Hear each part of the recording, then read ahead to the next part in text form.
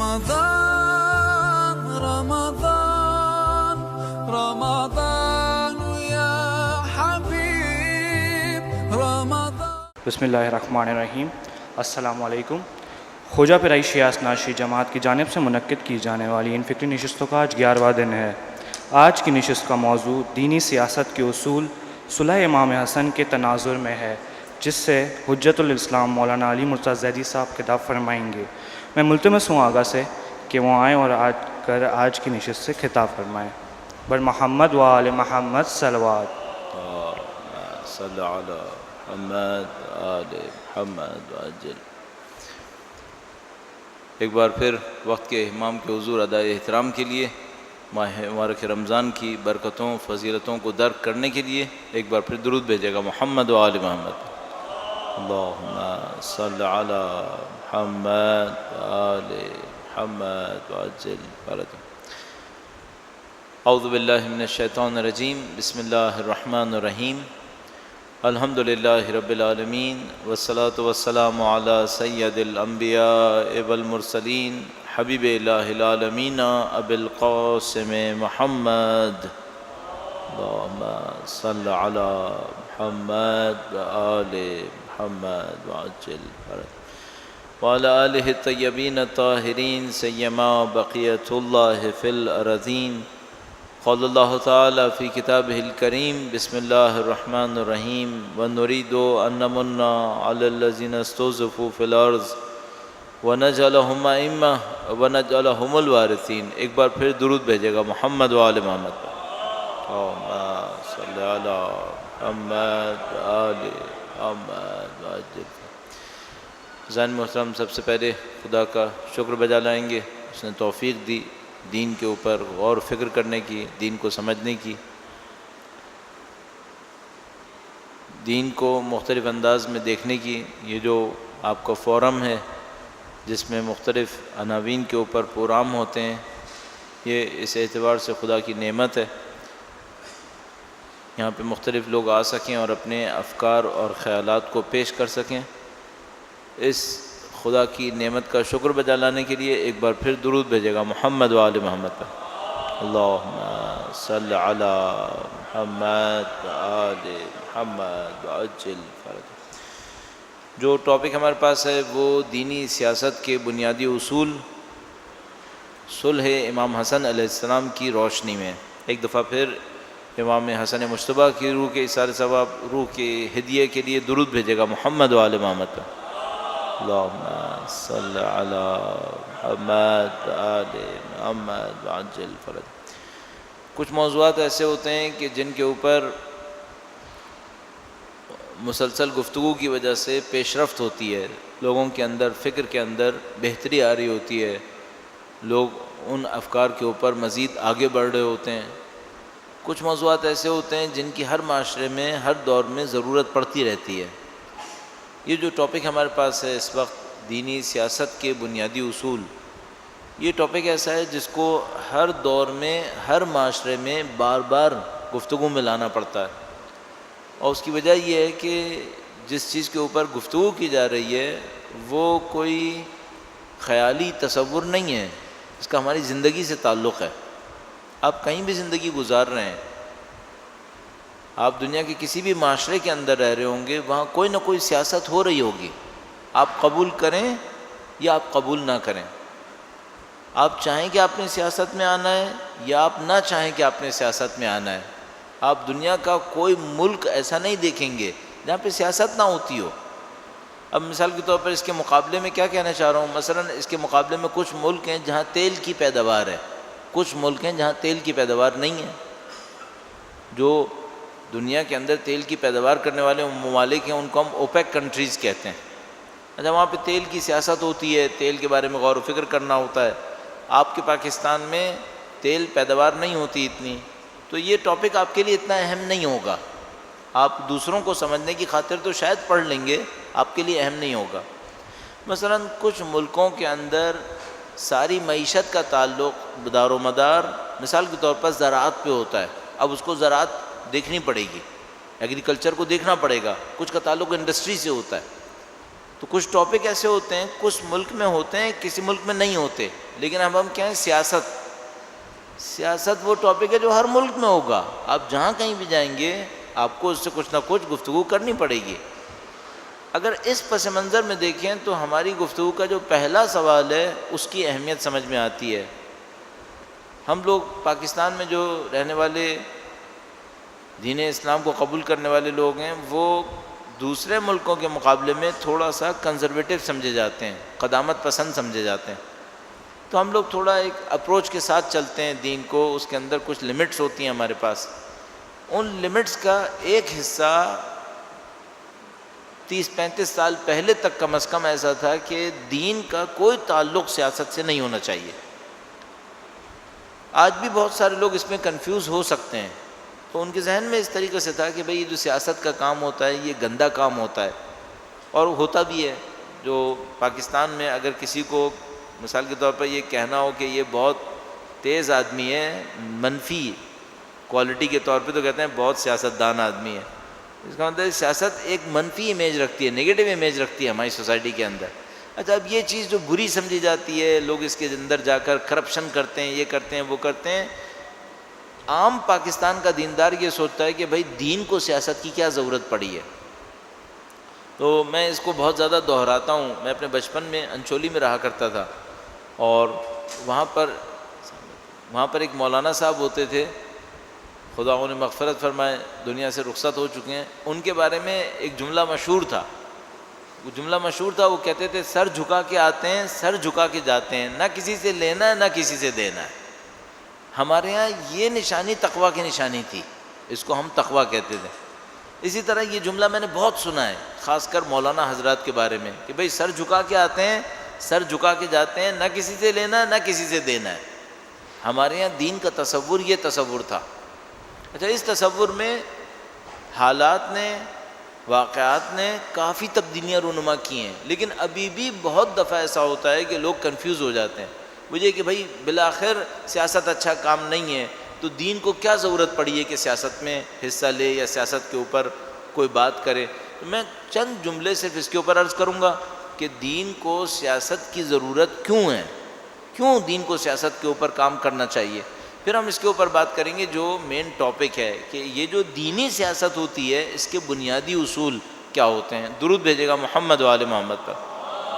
اللہم صلی علی محمد آل محمد عجل فرج۔ دین کا کام ہوتا ہے ہمیں کمال تک پہنچانا۔ قد افلاح من زکاہا وقد خاب من دساہا۔ دین کا کام ہے ہمیں پرفیکشن تک لے کر جائے، تزکیہ نفس۔ ہر وہ چیز جس کا اس ایشو سے کوئی بھی تعلق بنے گا دین اس میں دخالت دے گا۔ مثال کے طور پر ہمارے تزکیہ نفس کے لیے، ہمیں کمال تک پہنچانے کے لیے کوئی ہمیں سکھائے یا نہ سکھائے، تو خدا تعالیٰ فرماتے ہیں ہاں سکھائے، تو سکھانے والا کون ہوگا؟ خدا نے کہا تھا ہم نے نبی کو بھیجا ہے کہ وہ تمہیں سکھائیں۔ یزکیہم ویعلمہم الکتاب والحکمہ۔ اس کا تعلق دین سے ہے یا نہیں ہے؟ بالکل دین سے تعلق ہے۔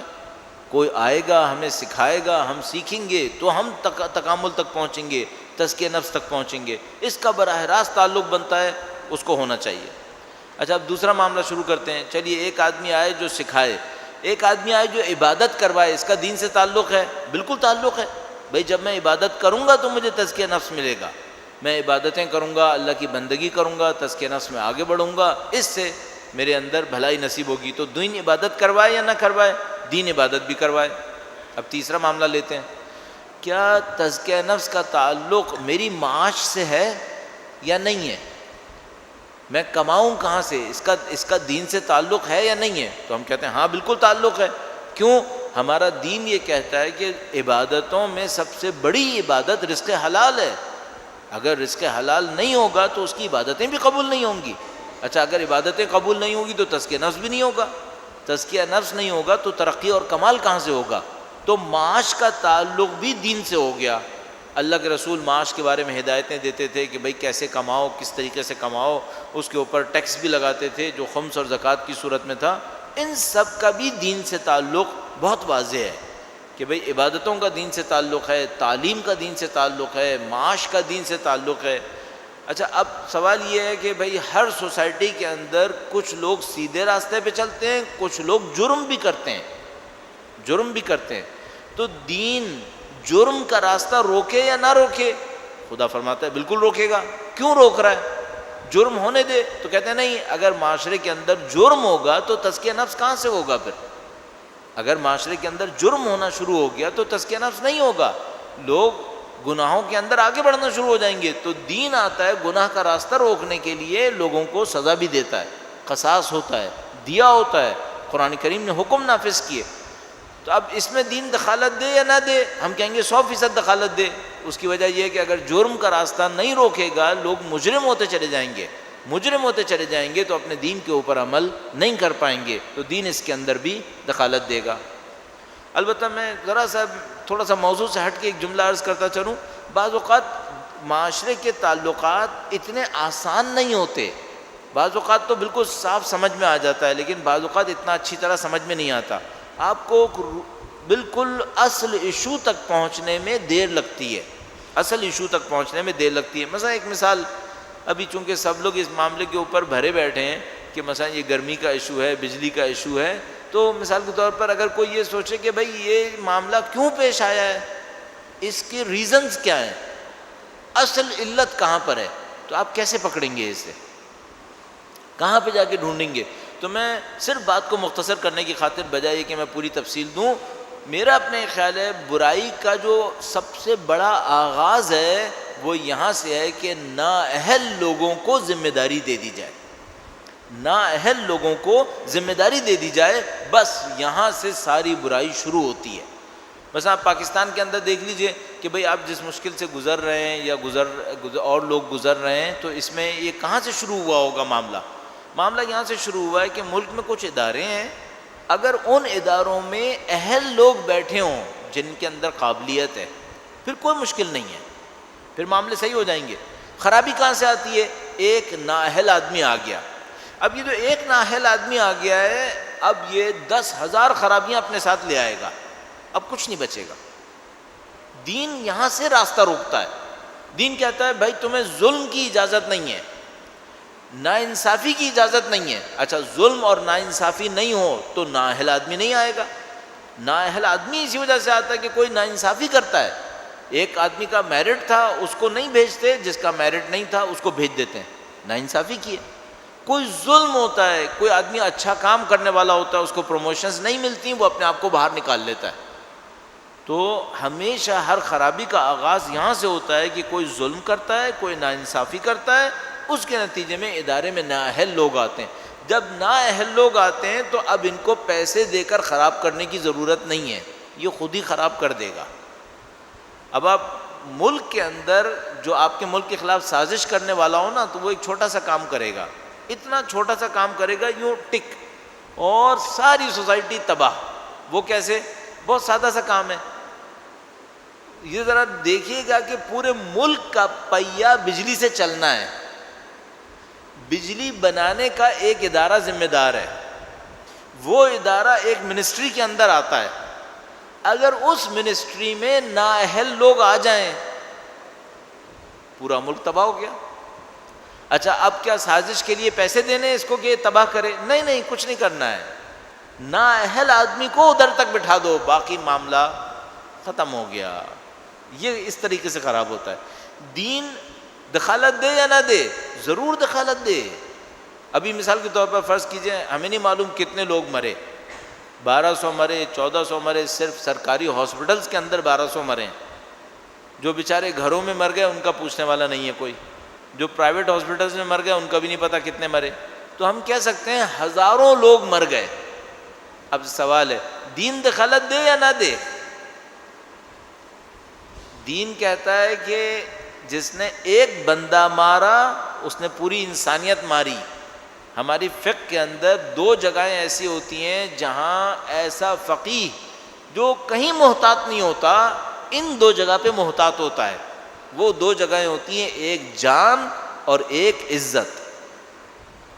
فقیہ کہیں پر بھی ایسا ہونا کہ محتاط نہیں ہے، 2 جگہ پہ آ کر سب محتاط ہو جاتے ہیں۔ کون سی جگہ ہے؟ ایک جان کا معاملہ، ایک عزت کا معاملہ۔ اچھا اگر کسی معاشرے کے اندر کئی ہزار جانیں چلی جائیں، دین دخالت دے یا نہ دے؟ فوراً ذہن کہتا ہے کیوں دخالت نہیں دے گا، 100% دخالت دے گا۔ اچھا دخالت دے گا، اب ایک اور معاملہ ہے،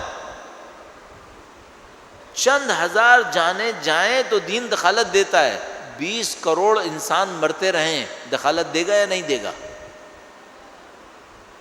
فوراً دے گا۔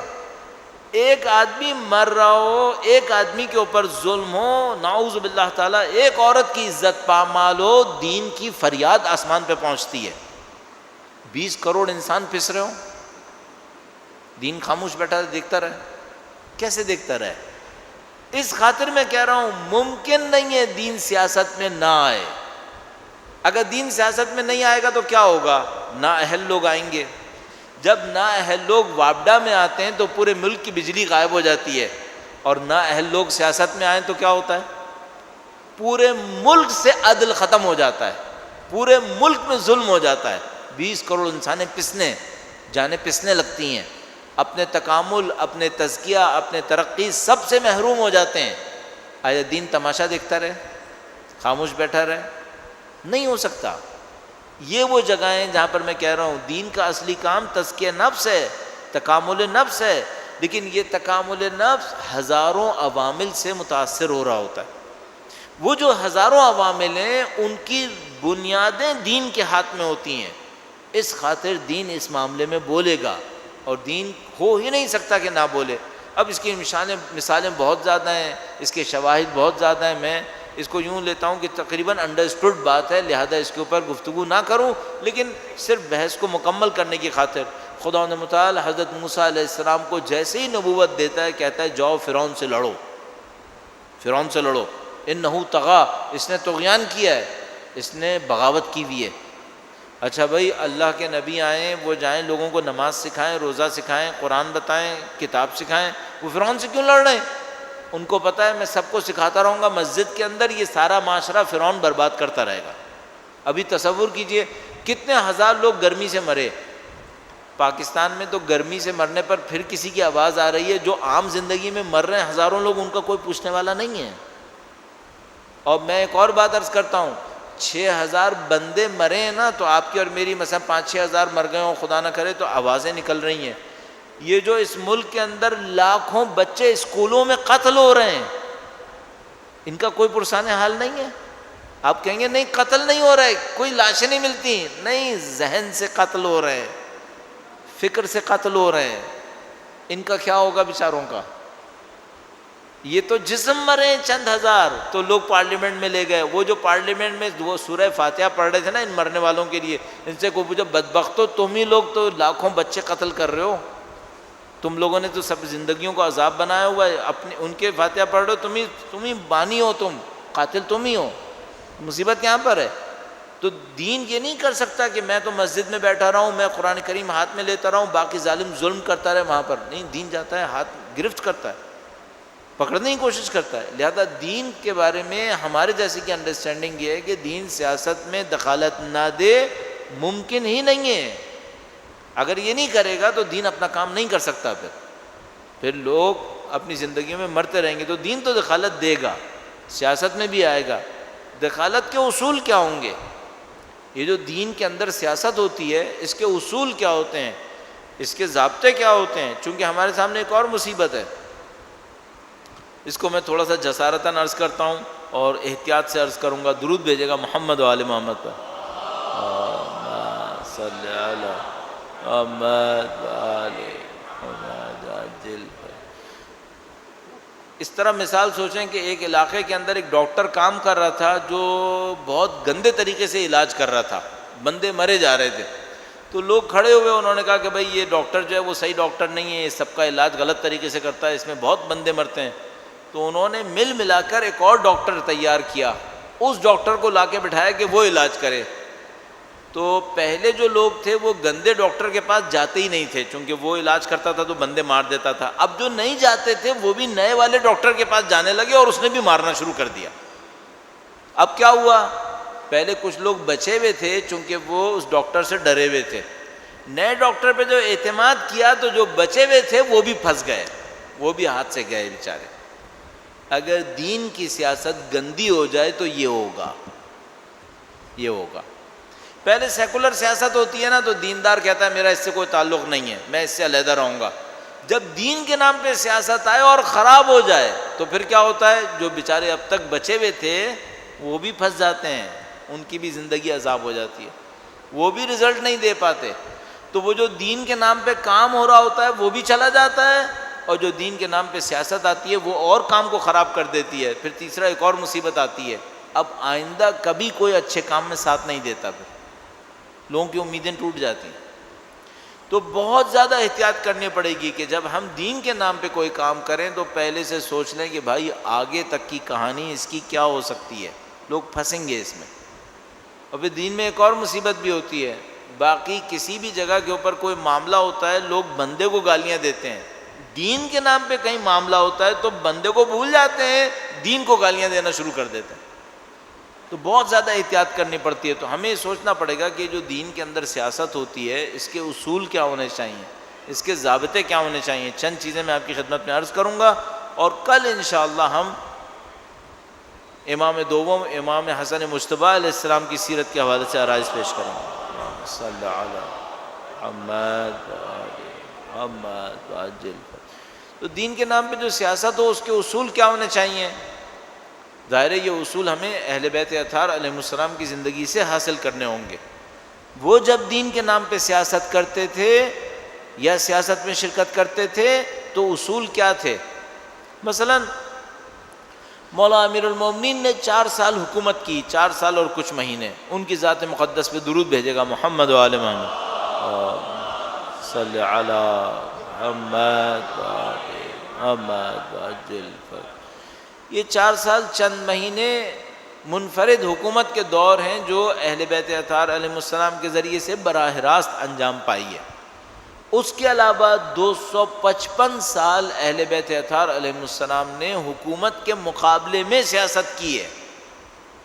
تو ہمارے پاس اہل بیت کی حکومت کا تجربہ بھی موجود ہے، اور اس سے کئی گنا زیادہ حکومت سے باہر بیٹھنے کا تجربہ موجود ہے کہ باہر بیٹھ کے کیسے سیاست کی جاتی ہے، حکومت کے اندر بیٹھ کے کیسے سیاست کی جاتی ہے۔ تو میں نے عرض کیا کہ حکومت کا دور تو مشکل سے 5 سال ہے، 4 سال چند مہینے مولا امیر المومنین اور 6 مہینے کے قریب مولا امام دوم کا، تو 5 سال سے زیادہ کا نہیں بنے گا۔ اور جو حکومت سے باہر بیٹھ کے سیاست کرنے کا ہے وہ اس 5 سال کے مقابلے میں 40 گنا زیادہ ہے، 40 گنا زیادہ ہے۔ تو ہمیں دیکھنا پڑے گا انہوں نے ہمیں اصول کیا بتائیں۔ چند اصول مجھے سمجھ میں آتے ہیں۔ پہلا اصول یہ سمجھ میں آتا ہے کہ دین کی جو سیاست ہوتی ہے وہ دین کو پہنچانے کے لیے ہوتی ہے، کبھی بھی دین کی سیاست دین کو پامال نہیں کر سکتی۔ ایک دفعہ ایک آدمی سیاست کرتا ہے پیسے کے لیے، اگر وہ سیاست پیسے کے لیے کر رہا ہے تو وہ سب کچھ کرے گا، پیسہ خرچ نہیں کرے گا، صرف وہیں کرے گا جہاں پیسہ بڑھ کے واپس آنا ہو۔ 2 ملکوں کی سیاست 2 مختلف ہدف سے ہو سکتی ہے۔ مثلا مشہور ہے کہ برطانیہ میں لوگ پیسہ لاتے ہیں، سیاست کرتے ہیں، تو پیسہ جن کے ہاتھ میں ہوتا ہے وہ سیاست کرتے ہیں تاکہ اپنے آپ کو معاشرے کے اندر پرومیننٹ کر لیں۔ امریکہ میں لوگ سیاست کرتے ہیں تاکہ پیسہ کماتے ہیں۔ اس طرح سے مشہور ہے 2 ملکوں کے اندر۔ مثلا پاکستان میں کیا ہوتا ہے؟ پاکستان میں سیاست سے پیسہ کماتے بھی ہیں اور طاقت بھی حاصل کرتے ہیں، طاقت بھی حاصل کرتے ہیں، پیسہ بھی حاصل کرتے ہیں۔ اچھا، اگر سیاست کسی نے کی پیسہ لینے کے لیے تو کیا وہ یہ کرے گا کہ اپنی ساری دولت خرچ کر دے تاکہ سیاست کر لے؟ نہیں کرے گا۔ اس نے پیسے کے لیے سیاست کی ہے، پیسے خرچ کر کے سیاست لے لے، وہ یہ کام نہیں کرے گا۔ اب میں آپ سے پوچھوں گا دینی سیاست کیوں ہوتی ہے؟ دینی سیاست ہوتی ہے دین کے لیے، تو کیا دین کو پامال کر کے سیاست ہو سکے گی؟ نہیں ہو سکے گی۔ دین پامال کر کے سیاست نہیں ہوگی۔ کیا مطلب؟ کوئی اور سیاست کے اندر وہ جھوٹ بول لے گا، دینی سیاست کرنے والا بولے گا؟ نہیں، یہ نہیں بولے گا۔ کوئی اور سیاست کرنے والا ہو وہ دین کے نام پر دھوکے بازی کرے گا، دینی سیاست کرنے والا یہ دھوکے بازی کرے گا نہیں، یہ نہیں کر سکے گا. کیوں؟ دین کے لیے کر رہا ہے سیاست. ہاں یہ ہو سکتا ہے کہ پہلے تو وہ یہ کہہ رہا ہو کہ میں دین کے نام پہ سیاست کر رہا ہوں، لیکن بعد میں اپنے لیے شروع کر دے، یہ ہو سکتا ہے. لیکن اگر کوئی دین کے لیے سیاست کر رہا ہو تو اس کا پہلا اصول یہ ہوگا کہ کبھی بھی دین کو پامال نہیں کرے گا، دین کے کسی حکم کی خلاف ورزی نہیں کر سکے گا. میں ایک دو مثالیں آپ کی خدمت میں عرض کرتا ہوں. درود بھیجے گا محمد و آل محمد صلی علی محمد محمد وعجل. جب مولا کی حکومت تشکیل پائی تو جو سب سے بڑا مسئلہ حکومت بنتے ہی آیا وہ یہ کہ مختلف صوبوں کے جو گورنر تھے وہ بنی امیہ کے بٹھائے ہوئے تھے، سب کے سب نااہل. اب جو پہلا مسئلہ آیا وہ یہ کہ امیر المومنین نااہل گورنروں کو برداشت کریں یا برداشت نہ کریں. مولا نے فرمایا میں ایک دن بھی برداشت نہیں کروں گا. اب ان کے سامنے ایشو یہ تھا کہ بھئی اگر آپ مثلا شام کے گورنر کو ہٹائیں گے تو یہ آپ کی حکومت کی خلاف ورزی کرے گا. آپ کی فوج تو شام پہنچتے پہنچتے کئی مہینے لگ جائیں گے. تو کیا بہتر یہ نہیں ہے، مشورے دینے والوں نے مشورہ دیا، کیا بہتر نہیں ہے کہ آپ چند مہینے تک ان کو اپنی جگہ پہ چھوڑ دیں، اپنی حکومت کو مضبوط کریں، جب آپ کی حکومت مضبوط ہو جائے ایک ایک کر کے سب کو ہٹا لیجئے گا، ایسے کر لیں. ان کا نہیں، ایسا نہیں ہو سکتا. ایک دن بھی نااہل آدمی کو برداشت نہیں کریں گے. انہوں نے کہا کہ بھئی اگر آپ نااہل کو برداشت نہیں کریں گے، اس کو ہٹائیں گے، یہ آپ کی حکومت کے خلاف کام کرے گا، آپ کی حکومت ختم ہو جائے گی. ہو جائے. سیاست حکومت کے لیے نہیں کر رہے، سیاست دین کے لیے کر رہے ہیں. دین بچے گا تو سیاست کرنی ہے، لیکن اگر سیاست کرنے پر ہی دین قربان ہو ایسی کوئی سیاست نہیں کرنی. لہذا مولا کا ایک اور فرمان ہے جو بہت ہی عجیب ہے. امام نے فرمایا کہ مجھے پتہ ہے کہ حکومت کو باقی رکھنے کے لیے مجھے کیا کرنا ہے، لیکن میں اپنا دین دے کر حکومت باقی نہیں رکھوں گا. لب لباب یہ بنے گا. تو یہ ہم سب کو پتہ ہونا چاہیے کہ بھائی وہ جو دینی سیاست ہوتی ہے اس کے اندر دین پامال نہیں ہوتا ہے. تو اب میں اور آپ پریکٹیکلی اس سے کیا سولوشن لیں؟ اس سے یہ سولوشن لیں کہ فرض کریں آپ کسی پارٹی کا حصہ ہیں، کسی آپ گروپ کا حصہ ہیں، کسی آرگنائزیشن کا حصہ ہیں، اور اس کے اندر آپ کچھ ایسے کام ہوتا دیکھ رہے ہیں جن کا دین سے تعلق نہیں ہے، دین کی خلاف ورزی ہے. تو میں آپ کو گارنٹی سے کہہ رہا ہوں یہ جو سیاست ہوگی یہ دین نہیں دے گا، یہ کچھ اور دے گا، یہ کچھ اور دے گا. اور اگر آپ یہ کہہ رہے ہیں نا میں دین کے نام پہ اس کے ساتھ بیٹھا ہوں، اس کا مطلب ہے آپ اپنے آپ کو بھی دھوکہ دے رہے ہیں اور آپ اپنی زندگی کا وقت برباد کر رہے ہیں، چونکہ اس سے دین نہیں پھیلے گا. سب سے پہلے جو کریکشن کرنی پڑے گی وہ یہ کرنی پڑے گی. درود بھیجے گا محمد و آل محمد صلی علی محمد آل محمد وعجل. صاحب یہ تو پہلا اصول ہو گیا کہ دینی سیاست دین کو برباد نہیں کرے گی. دوسرا اصول، کیا دینی سیاست، مثال سے شروع کر لیتا ہوں، دنیا کا کوئی حق امیر المومنین کی حق کے خلافت سے بڑھ کر عدل نہیں لا سکتا تھا. اگر دنیا کو عدل چاہیے تو امیر المومنین اور اولاد امیر المومنین کے حق کو تسلیم کرنا پڑے گا، اس کے سوا کوئی راستہ نہیں ہے. اگر اس کو تسلیم کریں گے تو دنیا میں عدل پھیلے گا. جب امیر المومنین کا یہ حق پامال ہوا تو کیا امیر المومنین نے لوگوں پر شمشیر چلا کر اپنا حق منوایا؟ نہیں. کیوں؟ بھائی اگر چند لوگوں پر شمشیر چلا دیتے تو کروڑوں لوگوں کو عدل مل جاتا، کروڑوں لوگوں کو عدل مل جاتا. چند لوگوں پہ شمشیر چلانی تھی، ان کو صاف کر دیتے، باقی کروڑوں لوگوں کو عدل مل جاتا. تو مولا نے کام کیوں نہیں کیا؟ تو ہم جواب میں کہیں گے کہ دینی سیاست کا دوسرا بہت بڑا ایک اصل ہے. وہ کیا ہے؟ اس میں جبر نہیں ہے، اس میں جبر نہیں کیا جا سکتا. دینی سیاست شعور دینے کا نام ہے، جبر کا نام نہیں ہے. یہ اتنا بڑا معاملہ ہے، اتنا بڑا معاملہ ہے جس کی کوئی حد نہیں ہے. مثلا آپ کے سامنے جو اس وقت عصر حاضر کے اندر سب سے بڑی دینی سیاست کی مثال ہے وہ سیاست ہے جو آیت اللہ العظمیٰ امام خمینی نے ایران کے اندر انجام دی ہے۔ اس سے بڑھ کر دینی سیاست کی کوئی مثال آپ کے سامنے کئی سو سال کے اندر نہیں ہے۔ جب ان کی حکومت تشکیل پانے لگی، انہوں نے پہلا کام کیا کروایا؟ پہلا کام یہ کیا کہ ایک ریفرینڈم کروایا۔ اس ریفرینڈم میں لوگوں سے یہ پوچھا کہ آپ کو جمہوریہ اسلامی چاہیے یا نہیں چاہیے؟ اچھا، اس زمانے میں جو مفکرین تھے، مثلا شہید مطہری تھے، شہید بہشتی جیسے لوگ تھے، ان سے لوگوں نے پوچھا کہ بھئی یہ جو امام خمینی ریفرینڈم کروا رہے ہیں، اگر پبلک نے کہیں ووٹ دے دیا کہ ہمیں نہیں چاہیے تو کیا ہوگا؟ بھئی ریفرینڈم آپ کروا رہے ہیں نا، 50-50% دونوں پہ رکھا ہوا ہے، یس یا نو۔ اگر پبلک نے کہہ دیا ہمیں جمہوری اسلامی نہیں چاہیے، پھر کیا ہوگا؟ تو سب نے یہ کہا کوئی بات نہیں، ہم جائیں گے اپنی درسگاہوں کے اندر دوبارہ لوگوں کو تیار کریں گے، ہم کسی کی گردن پہ شمشیر نہیں رکھیں گے۔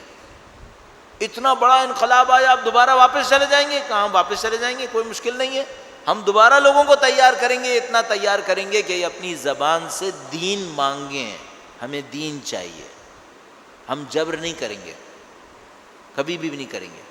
امیر المومنین نے بھی یہی کیا، ان کا حق پامال ہوا، جو کائنات میں اس سے بڑھ کر مقدس حق کسی کا نہیں تھا۔ شمشیر پھر بھی نہیں چلائی، کہا میں انتظار کروں گا کہ لوگوں کا شعور بڑھے۔ دینی سیاست شعور کا نام ہے۔ اگر آپ کے پاس دین کے اندر کوئی ایسا کام ہو رہا ہے جس میں شعور نہیں ہے، جبر ہے، آپ سمجھ جانا یہاں پہ گڑبڑ ہو گئی ہے۔ البتہ کوئی یہ نہ کہے کہ پھر ایران کے اندر پردہ کیوں کرواتے ہیں، پھر ایران کے اندر قصاص کیوں ہیں، پھر دین کے اندر حدود کیوں ہیں۔ ایک دفعہ معاملہ یہ ہوتا ہے، لوگ کہتے ہیں ہمیں دین چاہیے ہے لیکن ہم چاہتے ہیں جب مرضی ہو گناہ کریں، یہ نہیں ہو سکتا۔ خدا کہتا ہے کہ لا اکراہ فی الدین، دین میں کوئی اکراہ نہیں ہے، قبول کرنا ہے اسلام قبول کرو، نہیں قبول کرنا مت کرو۔ لیکن اگر اسلام قبول کیا ہے، اب ادخلوا فی السلم کافۃ، اب پھر دین میں داخل ہو جاؤ۔ پھر یہ نہیں ہو سکتا کہ تم کہو میں اسلام تو قبول کروں گا لیکن اللہ کے رسول میرے لیے فجر کی نماز معاف کر دیں۔ ایک قبیلہ اللہ کے رسول کے پاس آیا اور اللہ کے رسول سے کہا کہ آپ کا دین صحیح ہے، ہم ماننے کو تیار ہیں، آپ کے ساتھ معاہدہ کر کے دین مانیں گے لیکن 1 سال کے لیے نماز پڑھنے کو مت کہیں، بہت سخت کام ہے یہ۔ اللہ کے رسول نے کہا تمہیں دین کی خبر ہی نہیں ہے، اس کا مطلب ہے تم سمجھ رہے ہو جیسے میں بادشاہ ہوں اور تم ایک رعیت ہو اور تم لوگ آئے ہو اپنا علاقہ میرے حوالے کر رہے ہو کہ بھائی ہم آپ کے ساتھ چلنے کو تیار ہیں لیکن 1 سال تک آپ ہم سے ٹیکس نہیں لیجیے گا۔ یہ ایسے تھوڑی ہوتا ہے، یہ دین ہے، اس میں خدا ہوتا ہے، اس کی بندگی ہوتی ہے۔ دین کے اندر جبر نہیں ہے، لیکن دین ایکسیپٹ کر لے اور اس کے بعد یہ کہے کہ اب میں جب مرضی آئے گا جرم کروں گا، یہ نہیں ہو سکتا۔ اچھا دنیا میں کیا ہوتا ہے؟ دنیا میں بھی یہی ہوتا ہے، آپ امریکہ کو قبول نہ کریں، ٹھیک ہے قبول نہیں کریں، لیکن اگر آپ امریکہ چلے گئے پھر اب آپ کو وہاں کے قانون ماننے پڑیں گے، چاہے آپ 10 دفعہ گالیاں دیتے رہیں، لیکن اگر آپ اس ملک کے اندر اتر گئے آپ کو اس کے قانون ماننے پڑ جائیں گے۔ اس طریقے سے دین کے اندر ہے۔ دینی سیاست بھی ایسی ہے، دینی سیاست جبر نہیں کرتی، دینی سیاست شعور دیتی ہے۔ 1-2 اصول اور آپ کی خدمت میں عرض کروں گا، درود بھیجے گا محمد و آل محمد صلی علی محمد آل محمد وعجل۔ دینی سیاست کا تیسرا اصول عرض کرنا چاہتا ہوں، لیکن اس اصول کو عرض کرنے سے پہلے تھوڑی سی اپنے الفاظ میں ایک کہانی سناؤں گا۔ کہانی کیسے؟ بعض اوقات ہم کوئی بات کہہ دیتے ہیں جس سے مطلب کچھ اور بھی لیا جا سکتا ہے۔ وہ کیا ہوتا ہے؟ دین آتا ہے، تیسرا اصول ہے، دین آتا ہے لوگوں کی زندگی میں آسانی ڈالنے کے لیے۔ دین لوگوں کی زندگیوں میں آسانی ڈالتا ہے، اس کے اوپر میں ابھی بات کروں گا۔ مثلا اللہ کے رسول آئے، انہوں نے لوگوں سے کہا لوگوں تمہاری ساری مشکلات دین حل کرے گا، لوگوں کی ساری مشکلات دین حل کرے گا۔ اچھا اس کے بعد جب اللہ کے رسول نے کہا ہوگا کہ اب جنگوں پہ آؤ، تو لوگ کیا کہہ رہے ہوں گے کہ بھئی آپ نے تو کہا تھا مشکل حل کرے گا، یہ تو ایک اور مشکل بڑھا دی آپ نے، آپ تو ہم سے کہہ رہے ہیں جنگ پہ آؤ۔ اس کا جواب کیا ہے؟ ہاں اس کا جواب یہ ہے کہ مشکل کا حل کرنا 2 طرح سے ہوتا ہے۔ ایک مشکل کا حل کرنا ہوتا ہے لالی پاپ، منہ بند کر دو، فی الحال خاموش کر دو، مشکل ختم نہیں ہوگی، اس کو کہتے ہیں انڈر کارپٹ کرنا۔ جھاڑو دیتے وقت کوئی نوکرانی جھاڑو سے کوڑا اٹھانے کے بجائے کارپیٹ اٹھاتی ہے, کوڑے کو نیچے پھینکتی ہے, کارپیٹ برابر کر دی, کہتی ہے کوڑا غائب ہو گیا. اس طرح سے کوئی مشکل حل نہیں ہوتی. ماہ رمضان میں لوڈ شیڈنگ نہیں ہوگی, اچھا پھر مشکل حل ہو گئی. عید آئے گی پھر بتائیں گے, سب پورا ہو جائے گا. کچھ نہیں ہوگا. ایک چیز ہمارے ملک میں چل رہی ہے, سرکولر ڈیٹ, گھومتا رہتا ہے پیسہ قرضے کی صورت میں. یہ سرکولر ڈیٹ ایک دفعہ 400 ارب سے اوپر گیا تھا, یہ ابھی پھر چلا جائے گا. اس سے مشکل حل نہیں ہوگی, ہم سب کو معلوم ہے. ایک دفعہ مشکل حل کرنا یہ ہوتا ہے جس کو میں نے کہا لالی پاپ ہوتا ہے, انڈر کارپیٹ کرنا ہوتا ہے, لوگوں کو خاموش کر دو, ابھی تو خاموش کرو بعد میں دیکھیں گے. ایک دفعہ ہوتا ہے نہیں, مشکل کو اس کی جڑ سے جا کے حل کرو, روٹ سے جا کے حل کرو. دین ہمیشہ یہ کرتا ہے, دین ہمیشہ یہ کرتا ہے.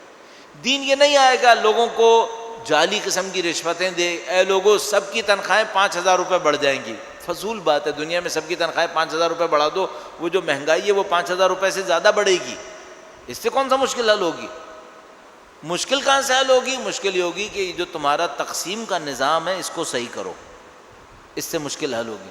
یہ جو پیداوار میں کمی ہے پیداوار کو صحیح کرو, اس سے مشکل حل ہوگی. میں نے پیداوار پہلے کیوں نہیں کہا؟ بعض اوقات پیداوار صحیح ہوتی ہے, تقسیم کا ظلم مشکل کو پھر اپنی جگہ کے اوپر بڑھا دیتا ہے. پہلے تقسیم صحیح کرو, پیداوار صحیح کرو, اس کے بعد مشکل حل ہوگی. اچھا یہ تقسیم اور پیداوار کب صحیح ہوتی ہے؟ جب دماغ صحیح ہوتے ہیں. اگر دماغوں کے اندر تجاوز ہو کبھی بھی تقسیم عدل کا نہیں حاصل کر پائے گی.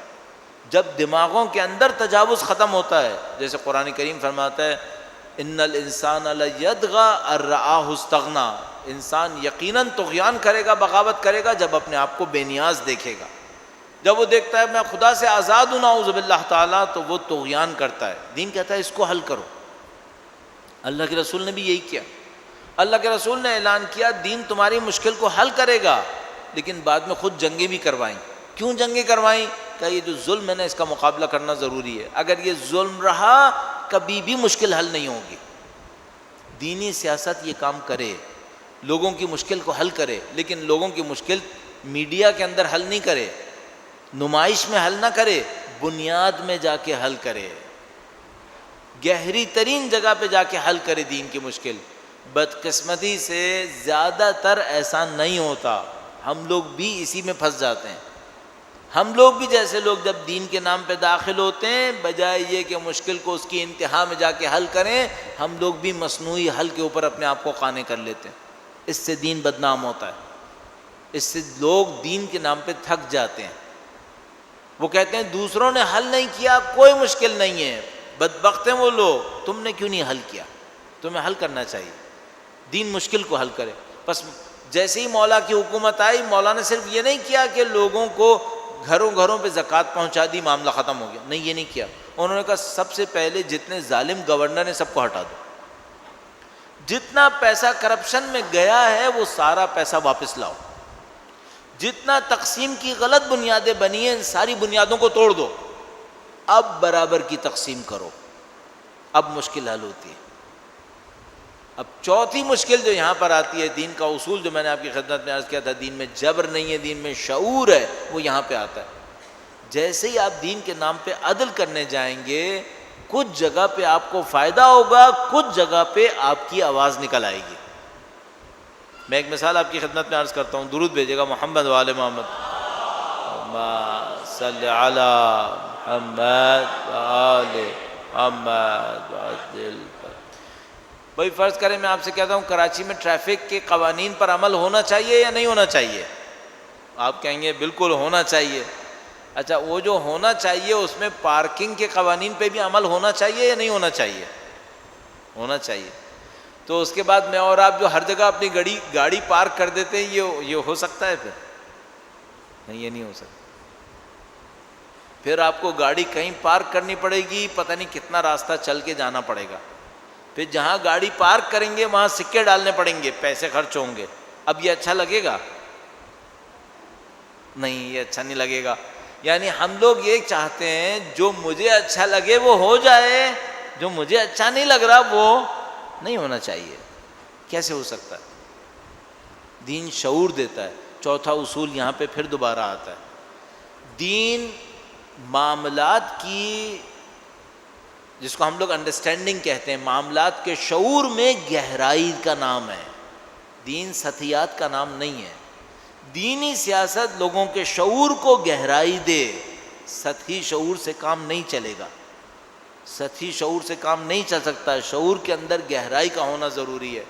میں نے ابھی آپ کو ایک مثال دی تھی، اس مثال کو دوبارہ آپ کے سامنے دہراتا ہوں. امیر المومنین نے صرف یہ نہیں کیا کہ میں لوگوں کو پیسے زیادہ دے دوں، ان کو پتہ تھا پیسے زیادہ دینے سے کچھ نہیں ہوگا. ظلم کے نظام کو اس کی جڑ سے کاٹنا پڑے گا. ظلم کے نظام کی جڑ کہاں پر ہے؟ انسانوں کے اندر کی بغاوت، یہ جڑ ہے. اگر امیر المومنین صرف پیسہ تقسیم کرتے، عدل نہیں ہو سکتا تھا. صرف ظالم گورنر ہٹاتے، عدل نہیں ہو سکتا تھا. انہوں نے کہاں پہ کام کیا؟ میں اس کو پہلے بھی عرض کر چکا ہوں کہ ایک دفعہ اس کو دیکھیے گا. نہج البلاغہ زیادہ تر مولا کے وہ خطبات ہیں، زیادہ تر جو انہوں نے حاکم ظاہری حکومت میں بیٹھ کے دیے ہیں. خطوط بھی زیادہ تر وہی ہیں جو ان کی ظاہری خلافت کے دوران کے ہیں. اچھا، یہ جو نہج البلاغہ ہے یہ ایک حاکم کے خطبے ہیں، ایک حاکم کے لیٹرز ہیں. اور نہج البلاغہ کا مین ٹاپک کیا ہے؟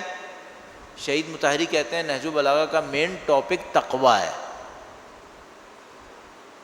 تقویٰ. ایک آدمی حکومت پر ہو، حاکم ہو، خطبے دے، لیٹرز لکھے، اس کا مین ٹاپک کیا ہونا چاہیے؟ شہید مطہری کہہ رہے ہیں اس کا مین ٹاپک تقویٰ ہے. اچھا، یہ جو حاکم ہیں انہوں نے 3 بڑی جنگیں لڑی ہیں. انہوں نے اپنے دور کے کرپشن کا مقابلہ کیا ہے. ان کا مین ٹاپک تقویٰ کیوں ہے؟ اس کی وجہ یہ ہے کہ جنگیں اور کرپشن سے لڑنا اوپر کا کام ہے. جو نیچے کا کام تھا، اصلی ترین کام تھا، وہ تقویٰ کا کام تھا. مشکل یہاں سے حل ہونی ہے. دینی شعور، آپ کے دینی سیاست آپ کے شعور کو گہرائی کا نام ہے. مجھے جو اس وقت سب سے بڑی مصیبت اپنی دینی سیاست میں نظر آتی ہے، پاکستان کی دینی سیاست میں نظر آتی ہے، اس میں شعور کی گہرائی نہیں ہے، اس میں لوگوں کے جذبات پہ سواری ہے. مجھے بدقسمتی یہاں پہ نظر آتی ہے. یہاں پہ لوگ زیادہ تر اسی طرح جس طرح سیکولر پارٹیز لوگوں کے جذبات سے فائدہ اٹھا کر کچھ فائدے حاصل کر لیتی ہیں ٹیمپرری، دینی سیاست کے نام پر بھی پھر دوبارہ سے وہی کام ہوتا ہے. لوگوں کے کچھ جذبات سے فائدہ اٹھایا جاتا ہے، کچھ جز وقتی فائدے حاصل کر لیے جاتے ہیں. شعور میں گہرائی نہیں ہے. جب تک یہ گہرائی نہیں آئے گی دینی سیاست اپنا عمل نہیں کر سکے گی. اچھا، اب 5واں اصول بھی آپ کی خدمت میں عرض کر دوں اور آپ کی زحمت کو تمام کروں گا. درود بھیجے گا محمد و آل محمد.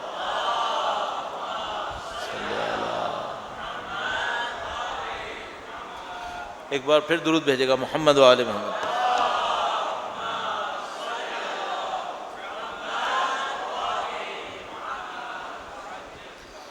جب آپ دینی سیاست کی بات کرتے ہیں، کسی چیز کو بنیاد میں جا کے صحیح کرنے کی بات کرتے ہیں، شعور کو گہرائی دینے کی بات کرتے ہیں، تو فوراً آپ کے سامنے ایک سوال آتا ہے، اس میں کتنا ٹائم لگے گا؟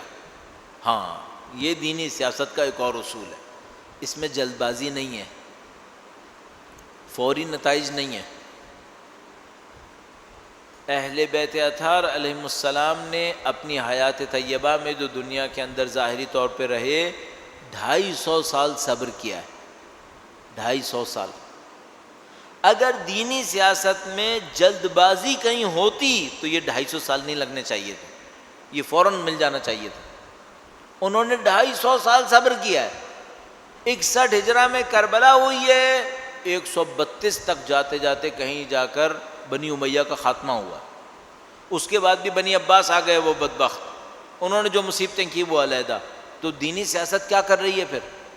تو ہم کہیں گے دینی سیاست چونکہ جبر نہیں ہے، چونکہ شعور کا نام ہے، اس میں جلد بازی نہیں ہے، اس میں لمبی مدت کا کام ہے، لیکن نتائج پائیدار ہیں.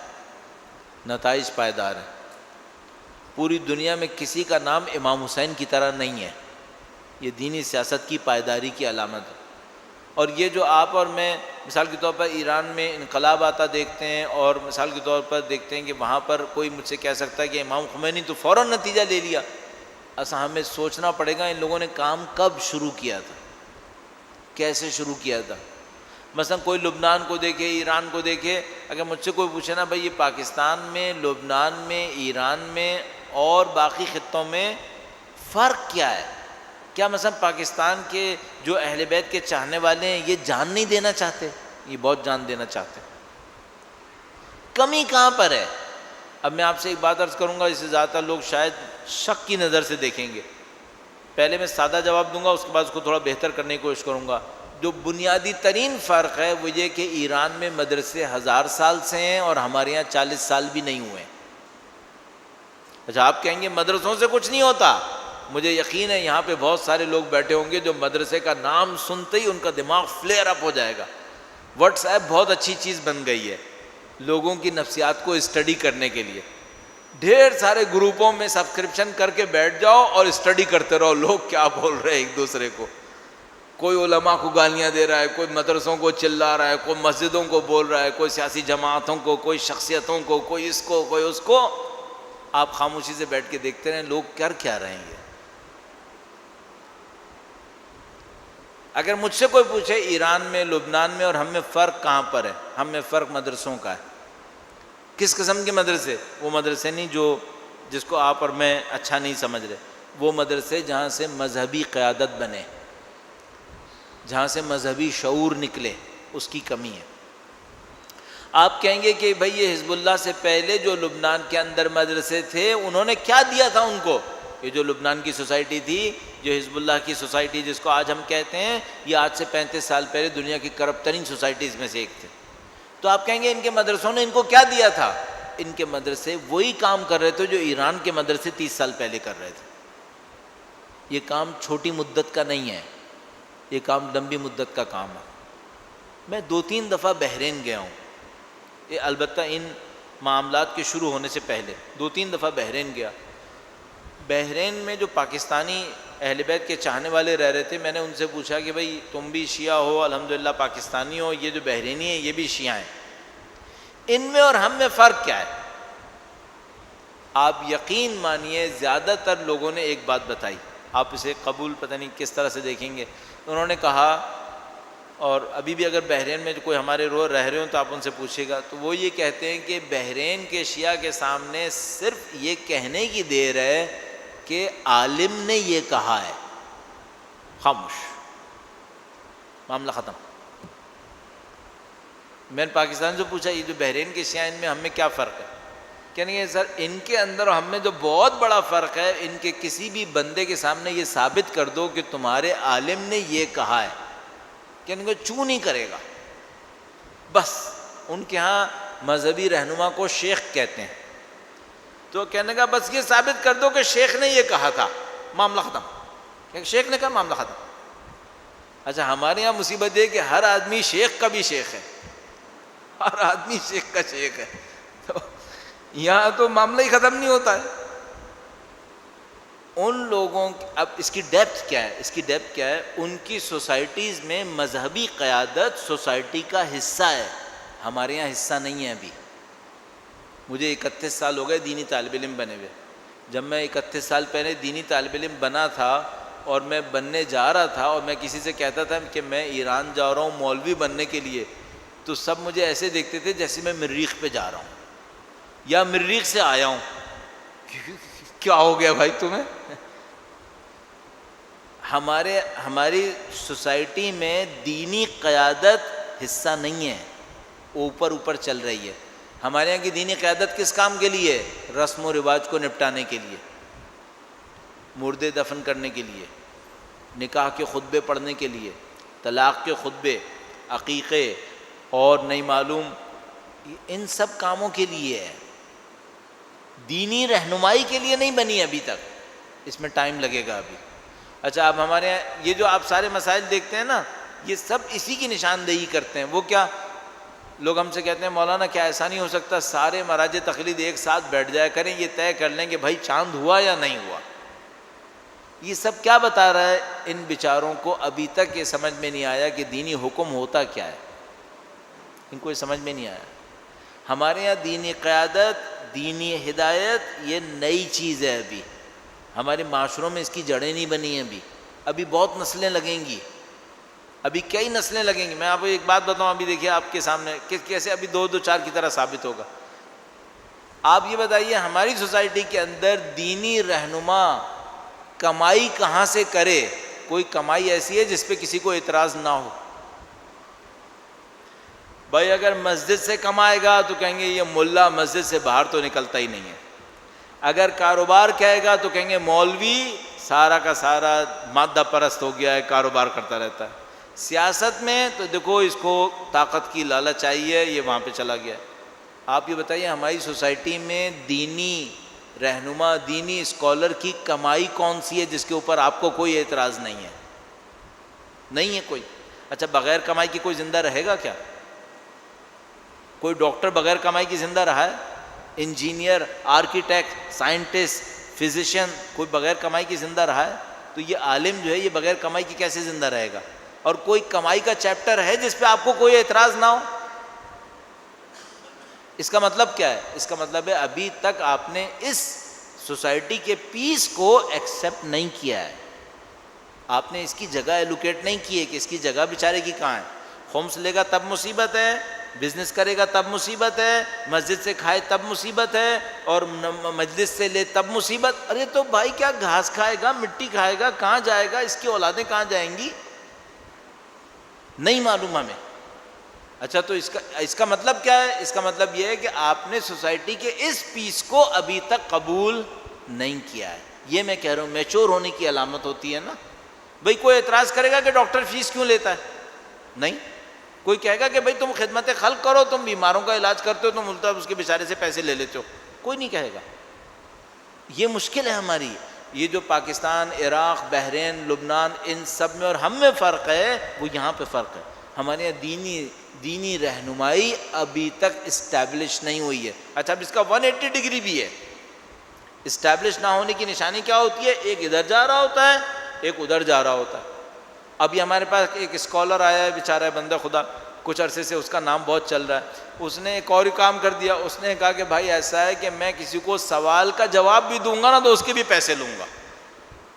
ختم.